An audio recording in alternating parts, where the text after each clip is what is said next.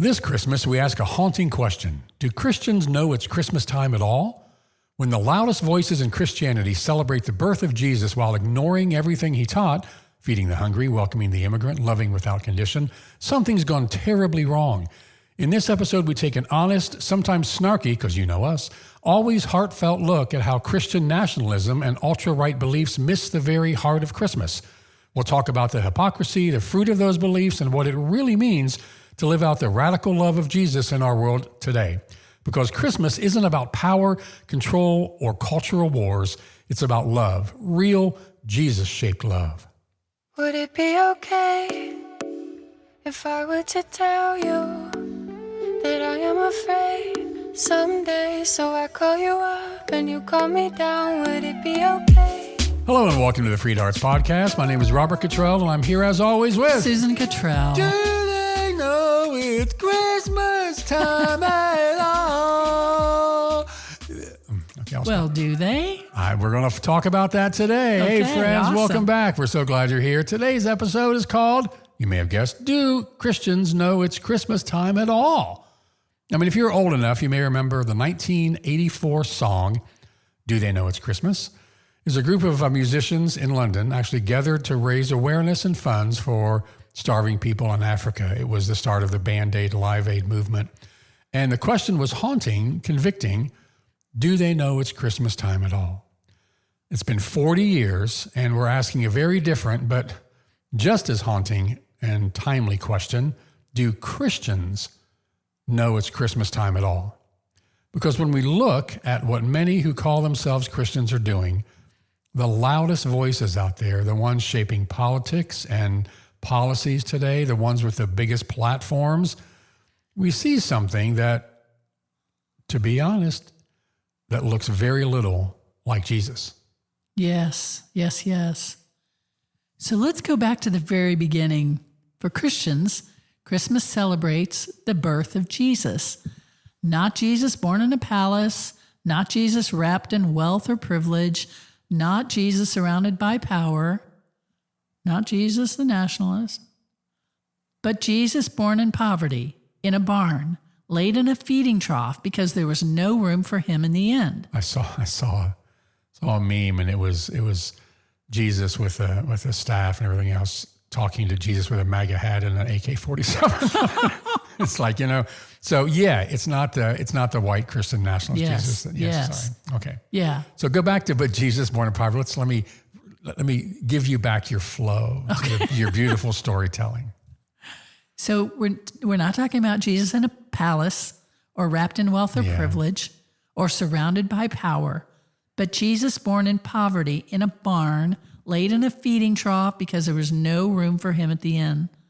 Jesus, whose family became refugees before he was even 2 years old, fleeing violence and persecution. Jesus, whose first visitors were shepherds, the marginalized, the outsiders, and later foreigners, wise men from another land, another faith, who recognized God in this child before the religious elite did. That's the story from the Bible. That's Christmas. And this Jesus grew up to preach good news to the poor, to heal the sick, to welcome the excluded, to eat with sinners, to love without condition. He said in Matthew 25, "Whatever you do for the least of these, you do for me." That's the gospel. That's the heart of the Christian Christmas. Thank you, Linus. I feel like you're in the Charlie Brown Christmas. That's beautiful. So let's fast forward. And that's what Christmas is all about, Charlie Brown. Okay. Let's fast forward to today. We hear loud voices claiming to be the defenders of Christianity. Yeah. But instead of feeding the hungry, they cut food programs. Instead of welcoming the immigrant, they build higher walls. Instead of caring for the sick, they fight against health care for the poor. Instead of protecting children, they pass laws to hurt trans kids. This is humbling. Mm-hmm. Instead of loving their neighbor, they legislate cruelty. And then, here's the kicker, they gather in December to celebrate the birth of the baby Jesus. And they sing, "Oh, come, let us adore him," while ignoring everything he taught. So we have to ask, I mean, do Christians really know it's Christmas time at all? Because Christmas without compassion is just noise. Christmas without generosity is just consumerism. Christian without love is just empty. You accidentally said Christian without love, but that's true. Oh, did I? Instead of Christians without love, it's just empty. Yeah.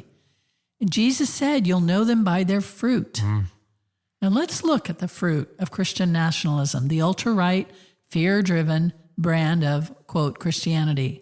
What do we see? Fear, exclusion, greed, control, cruelty. That's the fruit. And that fruit does not look like Jesus. It doesn't even smell like him.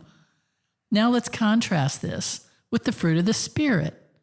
Love, peace, love, joy, peace, patience, kindness, goodness, gentleness, faithfulness, self-control. That's what Christmas looks like. That's what Jesus looks like. Yeah. So when Christians celebrate Christmas while embodying the opposite of Jesus' life and message, the question is worth asking again. Do Christians know it's Christmas time at all? Well, let's just be real here. It may be a little snarky because, oh, hey, it's us, Yeah. So you cannot worship the baby in the manger and reject the refugee at the border. You cannot sing Silent Night and then cheer on more guns in more hands. You cannot praise the Prince of Peace while pushing for policies of violence.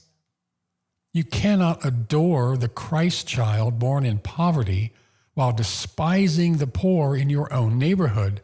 You cannot honor Mary and Joseph seeking shelter if you slam the door on families seeking safety today. That's not Christianity. That's hypocrisy with twinkle lights. Christmas is not about power. It's not about control. It's not about winning the culture war. Christmas is about radical love. Yes. How can you celebrate Christmas even if you're not a Christian? Even if you're atheist? How can you live up to the spirit of Christmas? Jesus showed up for Christmas vulnerable, humble, and dependent. Jesus identified with the least, the lowest, the most overlooked. How can we make room for Christmas? We can make room for the poor, make room for the immigrant, make room for the marginalized, make room for love that stretches beyond your comfort zone. That's Christmas. We can live in a way that brings light into darkness. We can help lift burdens, heal wounds, and welcome the outcast.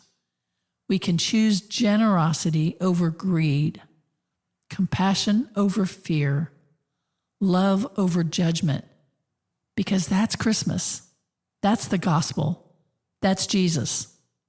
So this year, instead of just celebrating Christmas, let's live it, you and me, together. Let's be love for Christmas, real love, Jesus-shaped love.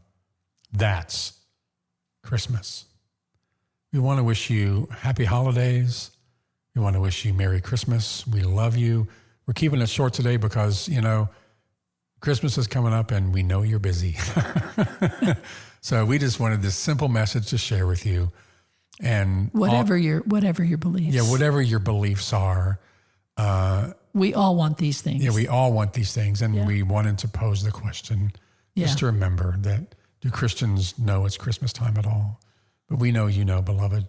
And so be the love that you want to see in the world. Be that love this holiday season. We love you. We'll talk to you next year. Bye. Bye. Would it be okay if I were to tell you that I am afraid someday? So I call you up and you call me down. Would it be okay? You've been listening to the FreedHearts podcast. We have extensive resources and vibrant, inclusive community for you at freedhearts.org. Please come say hello. If you have questions, comments, or suggestions for the podcast, just email us at podcast@freedhearts.org. Audio engineering is by Luke Johnson. The music is provided by our child, the Grammy-nominated Saint Sinner. You can find out more about him and his music at saintsinnermusic.com. Please share, subscribe, and follow on your favorite platform and support if you can. And thanks for listening.